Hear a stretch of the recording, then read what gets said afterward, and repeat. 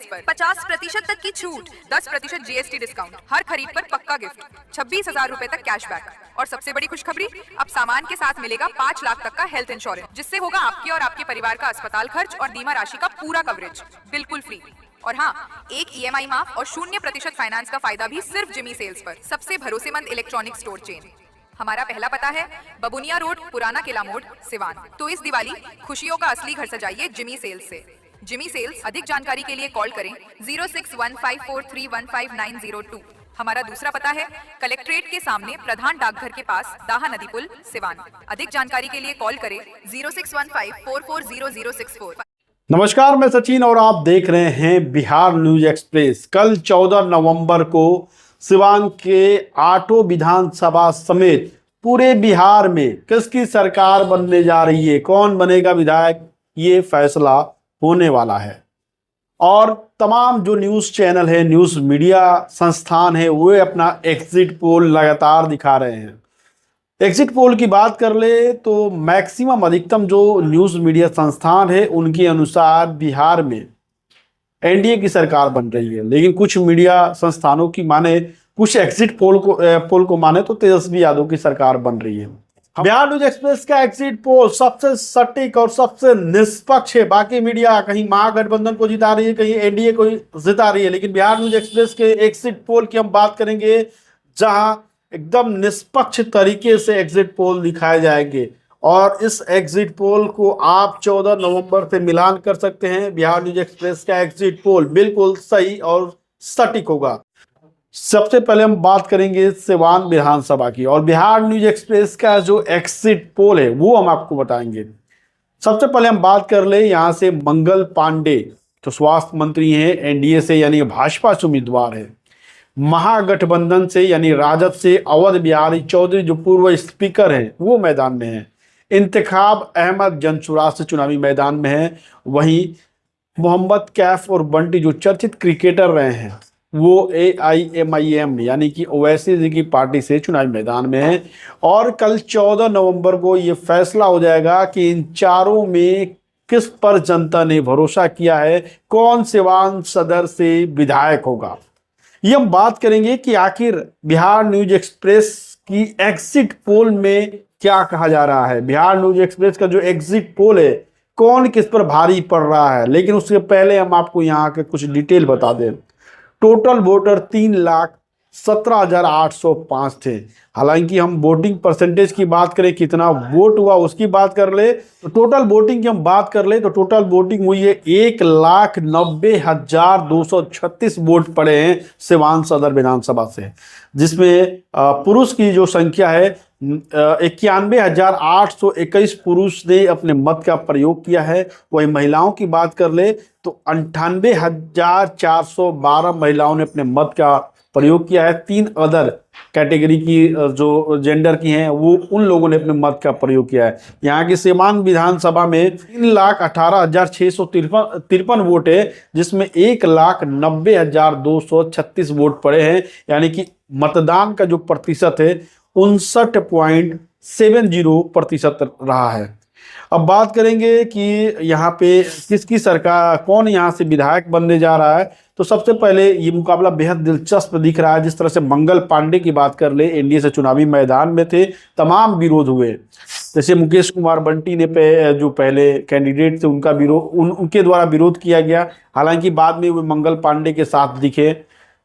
रूपल आनंद जो प्रत्याशी बन रही थी वो भी मंगल पांडे के साथ हो गई। तमाम जो चेहरे थे जो विरोध कर रहे थे मंगल पांडे का, बाद में मंगल पांडे और एनडीए भाजपा ने सभी लोगों को एक साथ जोड़ लिया।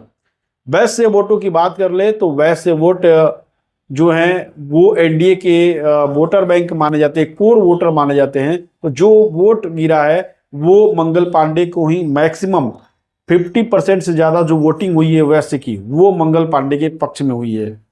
हालांकि मंगल पांडे से जो कुशवाहा समाज के जो वोटर है वो नाराज कहे जा रहे थे, लेकिन बाद में उपेंद्र कुशवाहा के आने के बाद उसमें जो कमी थी उसको भी पूरा किया गया, डैमेज कंट्रोल था उसको भी ठीक किया गया। अवध बिहारी चौधरी की बात कर ले तो अवध बिहारी चौधरी से खासी नाराजगी दिख रही थी मुसलमान समाज में, खासकर जब 2024 लोकसभा चुनाव में उन्होंने पूर्व दिवंगत मोहम्मद शहाबुद्दीन को लेकर बयान दिया था, तो मुस्लिम समाज में नाराजगी थी।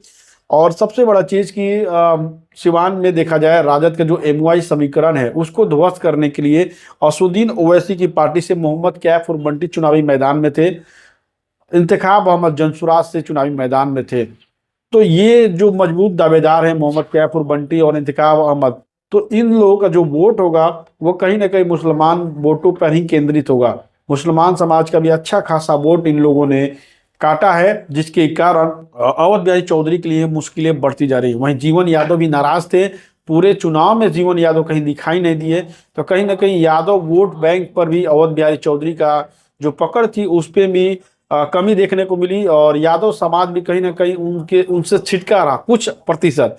तो ये एक अवध बिहारी चौधरी के लिए डैमेज कंट्रोल करना भारी पड़ रहा था।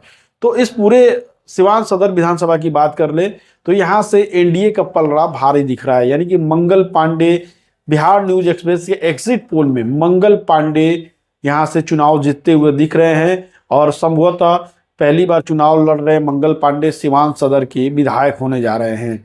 बिहार न्यूज एक्सप्रेस ने एग्जिट पोल किया और तमाम वोटरों से भी बात की, कई गांव में पंचायतों में जाकर बातचीत की, तमाम मीडिया संस्थानों के जो पत्रकार हैं उनसे बातचीत की, और उन सारे बातचीत करने का एक निष्कर्ष निकला, और उस निष्कर्ष में मंगल पांडे सिवान सदर विधानसभा से चुनाव जीत रहे हैं। बिहार न्यूज एक्सप्रेस के एग्जिट पोल में मंगल पांडे सिवान सदर विधानसभा से विधायक बनने जा रहे हैं। रघुनाथपुर विधानसभा जो सिवान ही नहीं, बिहार ही नहीं, पूरे देश में चर्चा का विषय बन गया था। रघुनाथपुर विधानसभा, उस पर एग्जिट पोल दिखाने जा रहा है।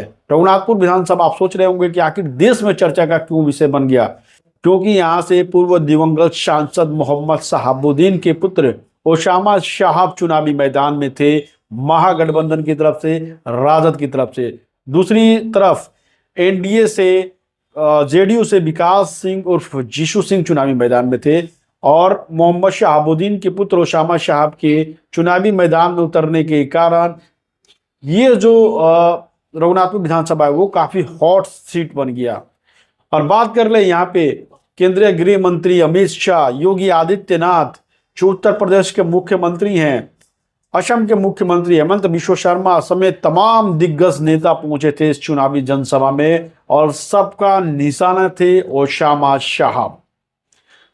रघुनाथपुर विधानसभा से कौन जीतेगा, किसके सर सजेगा ताज, जनता किसे अपना चुनेगी विधायक, ओसामा शहाब या विकास सिंह उर्फ जीशु सिंह?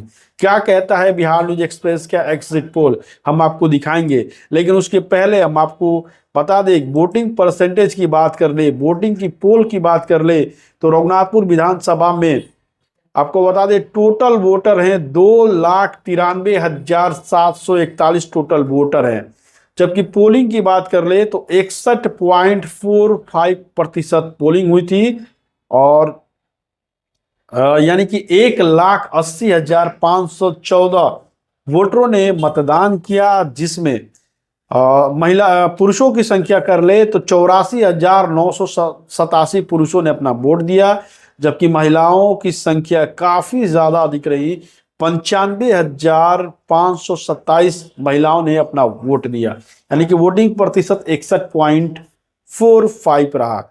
अब बात कर ले रघुनाथपुर विधानसभा की, तो यहाँ का जो समीकरण है वो काफी अलग है, काफी पेचीदा है। मुस्लिम और यादव मतदाता की यहाँ संख्या काफी अधिक है, जो परंपरागत रूप से राजद के साथ रहे हैं। अगर यादव मुस्लिम वोट एकजुट होकर ओसामा साहब को मिलते हैं और पिछड़ा वर्ग का कुछ वोट एनडीए से खिसक जाता है, तो यहाँ महागठबंधन की राह जो है वो आसान हो जाएगी।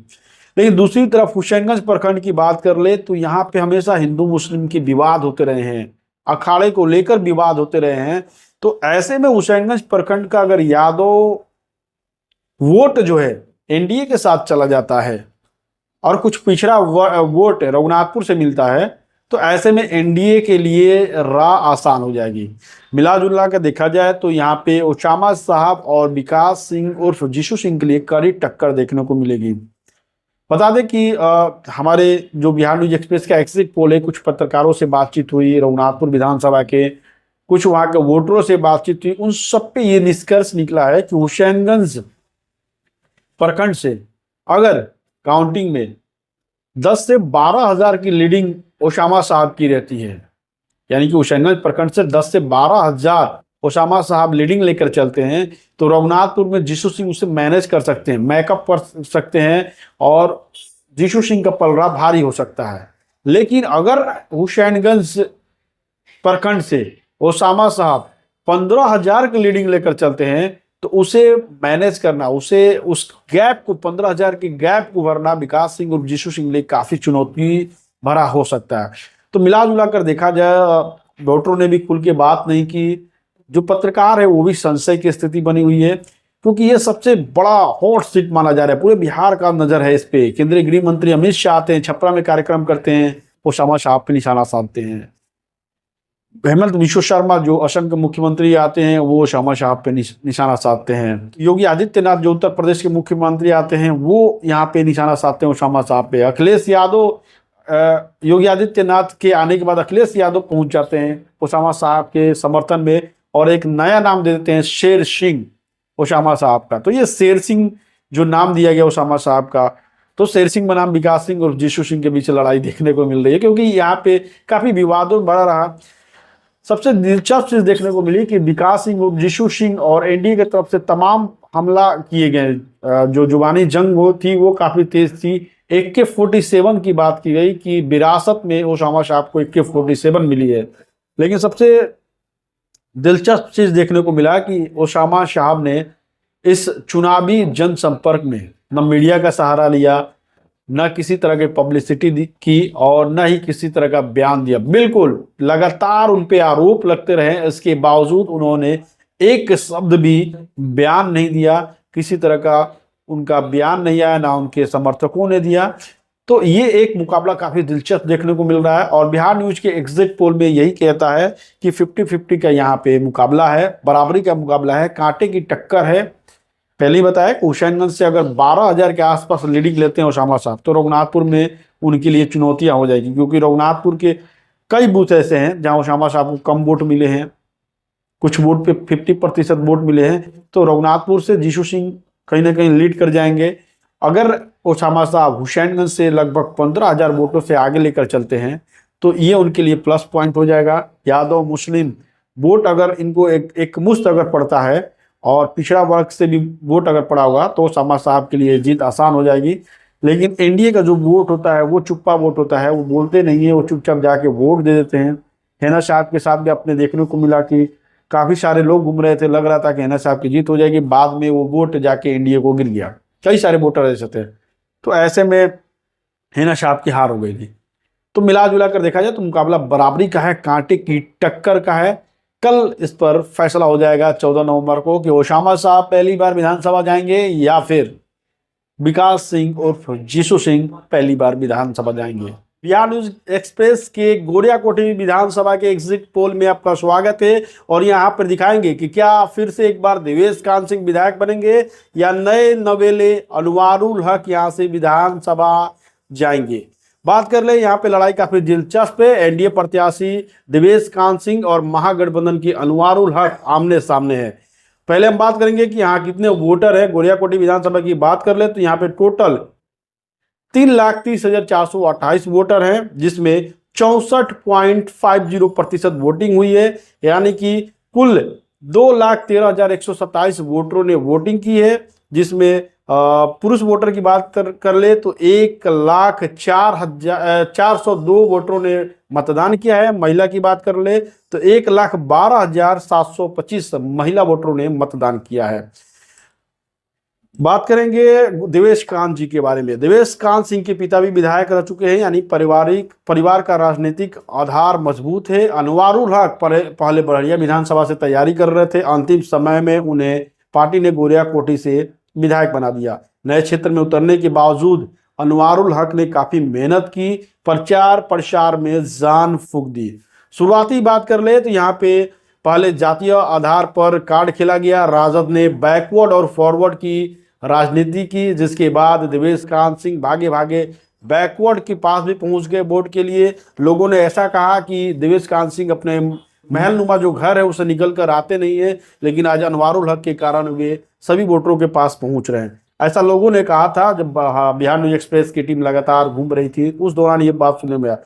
जब बैकवर्ड फॉरवर्ड का कार्ड खेला गया, इसके बाद एक विवाद ने पूरी तस्वीर बदल दी। देवेश कांत सिंह ने एक कार्यक्रम में ये बयान दे दिया कि अनवारुल हक के साथ घूम रहे क्षत्रिय समाज के जो नेता हैं वे मान सिंह के औलाद हैं।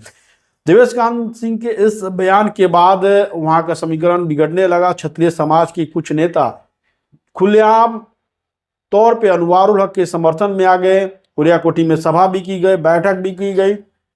तो ये जो लड़ाई है सम्मान और सामाजिक प्रतिष्ठा की लड़ाई बन चुकी है।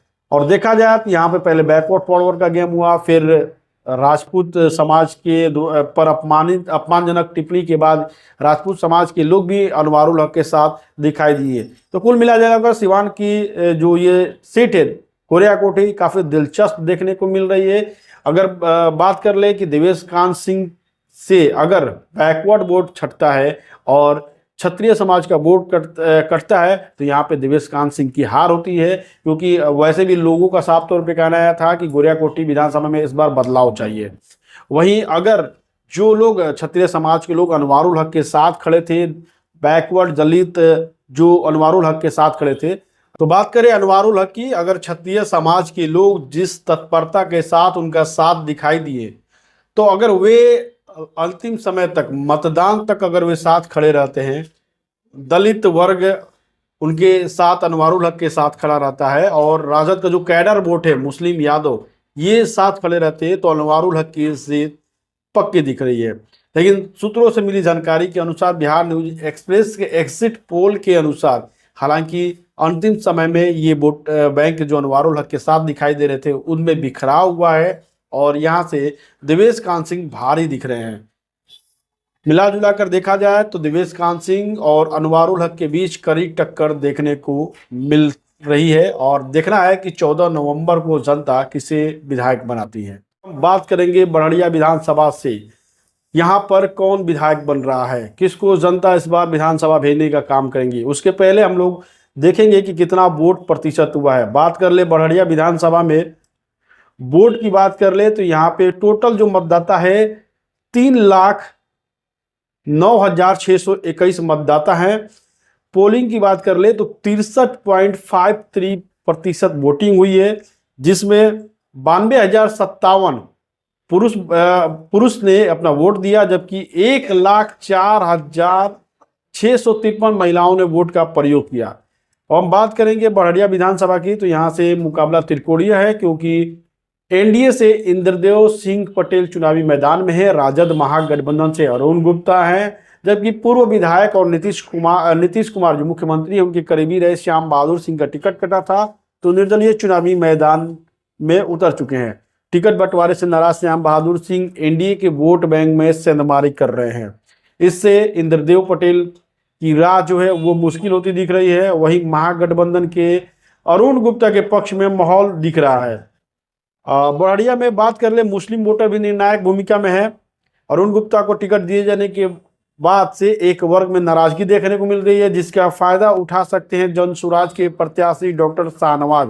अगर मुस्लिम वोटों में बिखराव होता है तो अरुण गुप्ता को नुकसान उठाना पड़ सकता है, लेकिन अगर वोट एकजुट रहे तो महागठबंधन का पलड़ा भारी है। राजनीतिक विशेषज्ञों का मानना है कि यहाँ का मुकाबला जातीय समीकरण से ज्यादा स्थानीय बनाम बागी नेताओं की लड़ाई बन चुका है, जिसका असर अंतिम मतदान तक देखने को मिला। अब कुल मिलाजुला कर बात कर ले बिहार न्यूज एक्सप्रेस के एग्जिट पोल की, तो बिहार न्यूज एक्सप्रेस के एग्जिट पोल के अनुसार अगर श्याम बहादुर सिंह 10,000 या उससे ज्यादा वोट लाते हैं तो यहाँ से सीधे तौर पे अरुण गुप्ता की जीत होती है। अरुण गुप्ता यहाँ से विधायक बन जाएंगे। अगर श्याम बहादुर सिंह 5,000 के आसपास वोट लाते हैं और डॉक्टर शाहनवाज हुसैन 5 से 10,000 के बीच वोट लाते हैं तो यहाँ से इंद्रदेव पटेल चुनावी मैदान में जीत हासिल कर सकते हैं। फिलहाल बाकी अपडेट आपको बिहार न्यूज एक्सप्रेस पर लगातार दिखाते रहेंगे। सिवान जिला का दरौंदा विधानसभा में सीधा मुकाबला कर्णजीत सिंह उर्फ व्यास सिंह, महागठबंधन प्रत्याशी अमरनाथ यादव और मुन्ना शाही की पत्नी गुड़िया देवी, यानी कि त्रिकोणीय चुनावी मुकाबला है। और इन तीनों के बीच सबसे ज्यादा डिपेंड अगर रिजल्ट है तो मुन्ना शाही की पत्नी गुड़िया देवी पर, क्योंकि मुन्ना शाही की पत्नी गुड़िया देवी जितना वोट काटेंगी, जितना वोट उन्हें प्राप्त होगा, वो उससे दरौंदा के कर्णजीत सिंह उर्फ ब्यास सिंह जो एनडीए के प्रत्याशी हैं उनको नुकसान पहुंचेगा। बात करेंगे दरौंदा विधानसभा में कितने वोटर हैं, कितनी वोटिंग हुई है, इसकी पहले हम लोग बात कर लें तो 3,14,487 कुल वोटर हैं और वोटिंग प्रतिशत यहाँ रहा 58.75%, यानी कि 1,84,766 लोगों ने वोट दिया, जिसमें 87,594 पुरुष मतदाता, 97,172 महिला मतदाता रहे। बात कर ले हम लोग यहाँ दरौंदा विधानसभा के बीच लड़ाई की, तो दरौंदा विधानसभा में मुख्य लड़ाई कर्णजीत सिंह उर्फ ब्यास सिंह और महागठबंधन के प्रत्याशी अमरनाथ यादव के बीच में हुई है। अमरनाथ यादव पिछली बार भी चुनावी मैदान में थे, वे हार गए थे। वहीं मुन्ना शाही की पत्नी गुड़िया देवी खेल बिगाड़ने के लिए मैदान में है। हालांकि कुल मिलाजुला कर आंकड़ा देखा जाए, पिछले चुनाव को हम देखेंगे तो कर्णजीत सिंह और ब्यास सिंह को 71,934 वोट मिले थे। अमरनाथ यादव को 60,614 वोट मिले थे। यानी एनडीए ने करीब 11,320 वोटों से जीत दर्ज की थी। उस समय रोहित अनुराग एक कैंडिडेट हैं जो जितेंद्र स्वामी के भाई हैं, उन्होंने एनडीए के ही वोट में सेंधमारी करते हुए 10,299 वोट हासिल किए थे। यानी कि रोहित अनुराग ने एनडीए के वोट में सेंधमारी की तो उन्हें 10,299 वोट मिले थे। इसके बावजूद एनडीए के प्रत्याशी कर्णजीत सिंह और ब्यास सिंह 11,320 वोट से चुनाव जीते थे। अगर मुन्ना शाही की पत्नी गुड़िया देवी को 10,000 का भी आंकड़ा मान लीजिए कि 10,000 वोट मिलते हैं, तो इस हिसाब से भी देखा जाए तो दरौंदा विधानसभा से कर्णजीत सिंह उर्फ ब्यास सिंह की जीत पक्की है। बिहार न्यूज एक्सप्रेस के एग्जिट पोल के अनुसार दरौंदा विधानसभा से फिर से एक बार एनडीए प्रत्याशी जो वर्तमान विधायक है कर्णजीत सिंह उर्फ ब्यास सिंह जीत रहे हैं और यहां से फिर वे विधायक बनकर विधानसभा जाएंगे। महाराजगंज में मुकाबला जो है वो काफी दिलचस्प है। महाराजगंज में किसे विधानसभा में भेजने का काम करेगी जनता, ये जानेंगे, लेकिन इसके पहले हम यहाँ जान ले कि महाराजगंज में कितने वोटर है। महाराजगंज में कुल वोटर की बात करें तो 3,01,350 वोटर है, जिसमें 62.22% मतदान हुए हैं। महिला वोटर की बात कर ले तो 97,301 महिला मतदाताओं ने अपने मत का प्रयोग किया। वहीं 90,191 पुरुष मतदाता ने अपने मत का प्रयोग किया।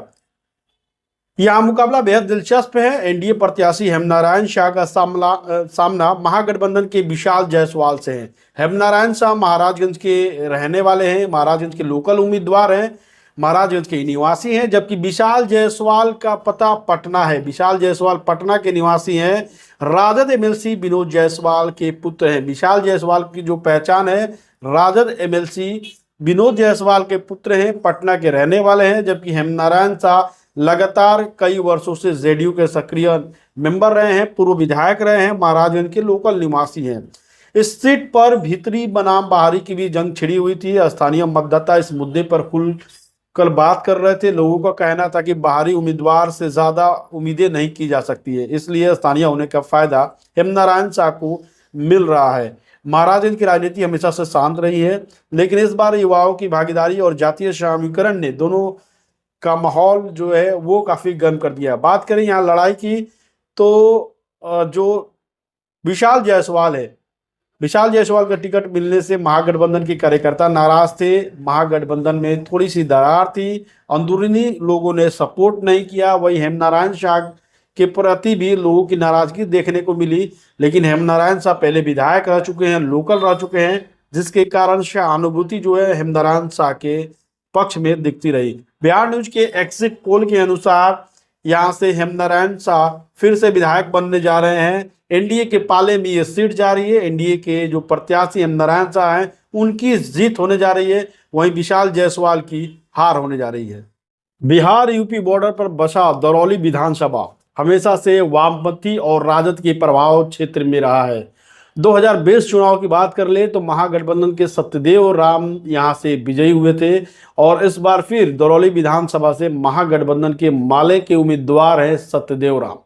वहीं एनडीए से काफी विवाद चल रहा था। एनडीए में कई प्रत्याशी दावेदारी कर रहे थे, जिसके बाद एनडीए जो भाजपा की ये सीट रही है, ये सीट विष्णुदेव पासवान यानी कि लोजपा के खाते में चली गई और लोजपा के जो कैंडिडेट रहे विष्णुदेव पासवान, जो बिल्कुल नए नवेले युवक हैं, ऊर्जा से भरपूर है, और यहाँ पे लड़ाई सत्यदेव राम बनाम विष्णुदेव पासवान की हो गई।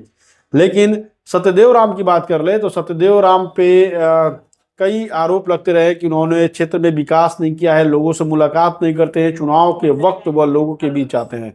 वही विष्णुदेव पासवान के लिए भी चुनावी राह आसान नहीं है, क्योंकि मनोज राम जो भाजपा नेता थे वे शुक्लदेव पार्टी से चुनावी मैदान में थे, तो मनोज राम का जो वोट आएगा वो विष्णुदेव पासवान का ही वोट कटेगा, यानी कि एनडीए का वोट कटेगा। इसके अलावा सरमन राम, तमाम जो भाजपा से प्रत्याशी वहाँ थे, भावी प्रत्याशी थे दरौली विधानसभा से, वे लोग इंटरनली विरोध करते हुए विष्णुदेव पासवान को दिखे। तो ये एक विष्णुदेव पासवान के लिए जो है चुनौती भरा हो सकता है। बिहार न्यूज एक्सप्रेस के एग्जिट पोल को अगर देखा जाए तो सत्यदेव राम को माले और वाम समर्थकों इलाकों से ठोस समर्थन मिला है। इसके अलावा यादव मुस्लिम वोट बैंक जो है वो भी उनको साथ मिला, राजद का जो वोट है। तो देखा जाए बिहार न्यूज एग्जिट पोल के अनुसार यहाँ पे दरौली में महागठबंधन प्रत्याशी सत्यदेव राम का पलड़ा इस बार भारी माना जा रहा है। बात कर ले वोटिंग परसेंटेज की, तो दरौली की बात कर ले तो यहाँ पे टोटल 3,06,594 वोटर हैं, जिसमें 57% वोटिंग परसेंटेज हुई है। 57% लोगों ने वोट दिया, जिसमें 1,74,768 टोटल लोगों ने वोट दिया। पुरुष की संख्या 83,002 है, यानी 83,002 पुरुषों ने वोट दिया। वहीं पे महिलाओं की बात कर ले तो 91,766 महिलाओं ने वोट दिया है। 57% वोटिंग हुई है। मिला जुला कर देखा जाए यहाँ पे तो दरौली विधानसभा में सत्यदेव राम और विष्णुदेव पासवान के बीच लड़ाई थी, हालांकि इसमें सत्यदेव राम भारी पड़ते हुए दिख रहे हैं। बिहार न्यूज एग्जिट पोल के अनुसार सत्यदेव राम यहाँ से विजयी हो सकते हैं। जीरादेई सिवान जिला का जीरादेई, जिसे देश रत्न डॉक्टर राजेंद्र प्रसाद की जन्मस्थली कहा जाता है। जीरादेई विधानसभा का चुनाव जो है वो काफी दिलचस्प होने जा रहा है। 14 नवंबर को काउंटिंग का इंतजार है कि जीरादेई से इस बार कौन विधायक बनने जा रहा है, किसके सर जीरादेई विधानसभा का ताज सजने जा रहा है। बात कर ले प्रत्याशियों की तो एनडीए से भीष्म सिंह कुशवाहा चुनावी मैदान में है, जिन्हें रमेश सिंह कुशवाहा जो पूर्व विधायक रहे हैं, सिवान की वर्तमान सांसद विजय लक्ष्मी देवी के पति हैं, उनका काफी करीबी कहा जाता है। तो भीष्म सिंह कुशवाहा एनडीए से चुनावी मैदान में है जेडीयू से।